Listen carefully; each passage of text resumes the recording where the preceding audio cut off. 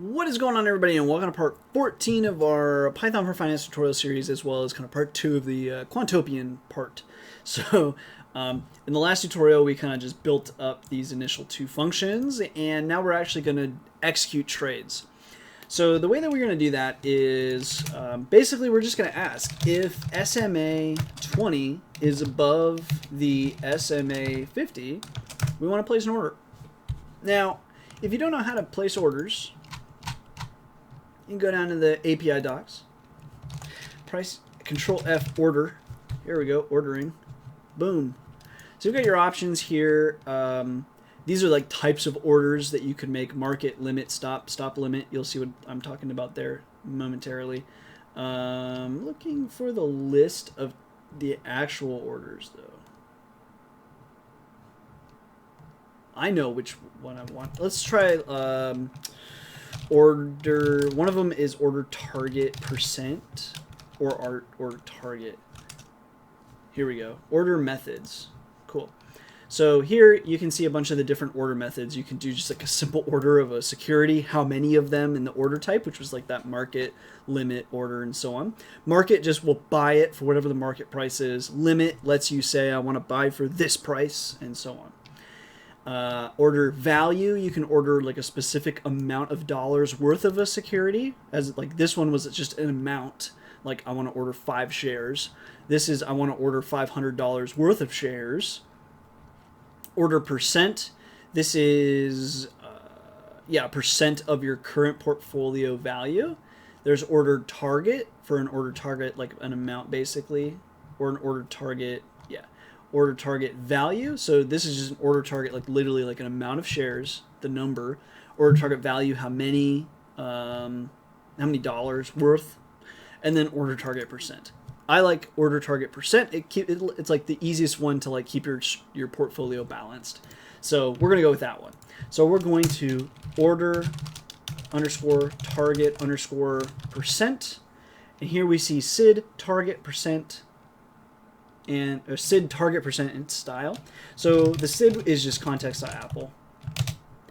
Then I forget what the other ones were. I think it's just we really just want amount. Style by default, if I recall right, is market. So we really just need basically the target percent. We're going to say 1.0. That's 100%. So 0.33 would be 30% and so on. So we're saying we want to order 100% of our portfolio, or really we're not going to order 100% of our portfolio. We're going to set the target. We're going to say we want 100% of our portfolio to be Apple. So it's really convenient when you want to like rebalance a portfolio or something like that, or just balance a portfolio. You can say, look, I want 20% of my portfolio Apple, 20% Google, 20% Amazon, and I don't know, 20% I don't know, a Bank of America or something, right? Microsoft, that's a better one. So anyways, you can do something like that, but for now we're going to order 100% Apple. Now what we're going to say is if, or elif, SMA 50 is above SMA 20, we want to do the exact same thing, only we actually want to short Apple. So if we want to just make sure we sold all of our shares, we would say the order target percent is 0. We want to make sure we have 0% of our portfolio in Apple. But actually what we want to do in this case is negative 1.0. We want to short Apple. If you don't know what shorting is, you're basically betting against the company. So to short a company, you borrow some shares from somebody at some price, right? You borrow those shares, you sell it at that price because you're expecting it to go down. So you borrow, let's say 5 shares of Apple at $1,000. You're expecting it to go down. So you borrow those 5 shares of Apple, you sell them for $1,000 each, and then you're planning to rebuy them back at $800 each. And then when you buy them back at $800 each, you've made $200 per share, right? You did pretty good. You made $1,000, and then you give the Apple shares back. That's the goal. So it doesn't always work out like that. The danger of shorting is there is infinite downside and only a finite upside. So at $1,000, your upside per share is you could make $1,000 per share shorting a share. But your downside is infinite because the share price can go up infinitely. And the inverse of that, of course, is investing. Your upside is infinite. Your downside is finite. So shorting is just inherently dangerous. Plus you're borrowing money, basically. So anyway, cool. So that's our strategy. Again, like I said, it's magical. You don't actually have to call, initialize, and handle data to run. They just simply run. There are other functions you will have to specifically say, hey, I want this function to run. This one, not the case.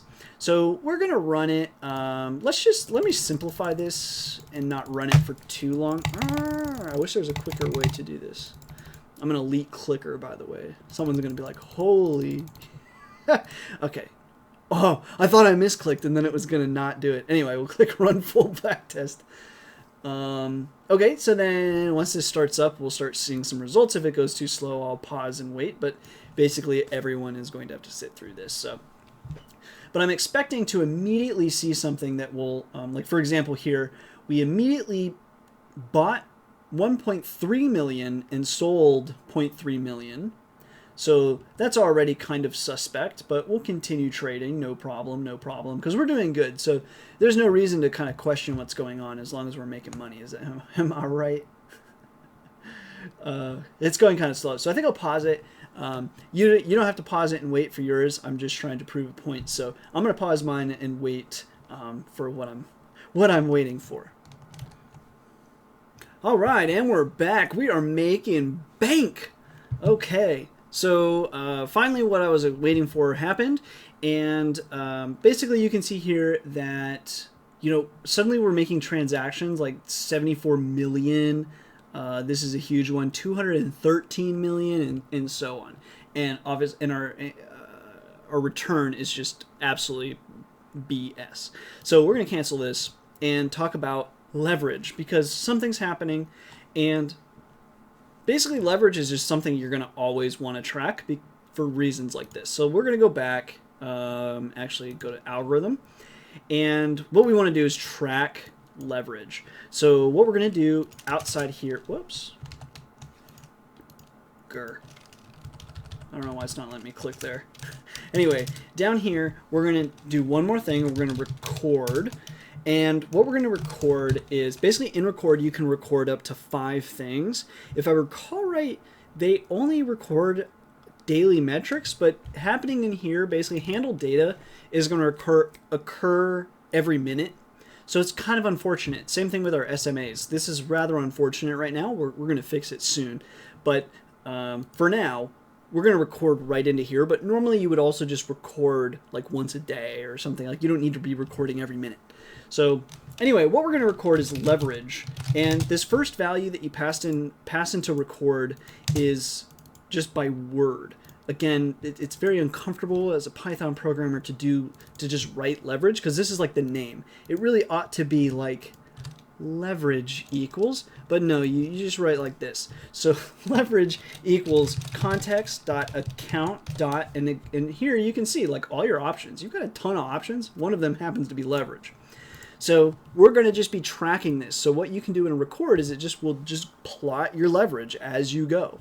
So again, I'm going to go ahead and run this full backtest, and again we will see what's happening to our leverage when that happens. And again, you don't need to wait with me or something. I'm just going to hit full backtest, pause, and I'll restart again so we can see what's going on with leverage. All right, and we are back, and we are making bank again. Okay, but now we are tracking this custom data, and we can see that at some point we went up to about 50x leverage. So basically that means like we're investing with 50 times more than we actually own. No one's going to give you that kind of leverage, so you just can't do that. Now we settled down a little bit here, actually. But anyways, yeah, you just can't do that. So, okay, so our leverage is crazy, and now you know, you should just always track leverage because it's just a place that goes wrong frequently. But now we need to fix what's causing this. Now we know, okay, yeah, we're getting over leveraged, but why? Okay, so let me cancel this, and let's go back to the algorithm. And what's happening is basically, okay, we have $1 million to invest here, and Quantopian is an environment that simulates trading.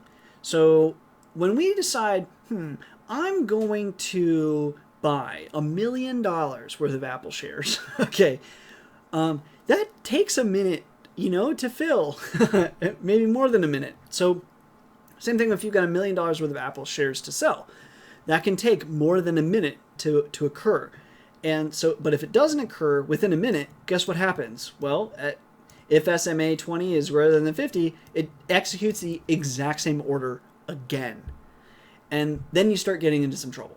So, and then it just starts amplifying. So at some point, basically, we start shorting more Apple than we've got, and we start buying way more Apple than we've got. We're, in theory, just borrowing money to do it. So instead, what we need to do is put a quick check into here. And the check that we're going to make is we're going to check our open orders first. So we're going to say open underscore orders, and that's going to be equal to get underscore open orders. And that's just all of our orders. And again, just some magic here is happening. We never had to import get open orders. It's just part of the Quantopian environment. Imagine we did like from Quantopian import asterisk, like the horrible Python programmers we are. That's basically kind of like we just have access to this function. So, and again, to know these functions exist, docs. So anyways, open orders equals get open orders.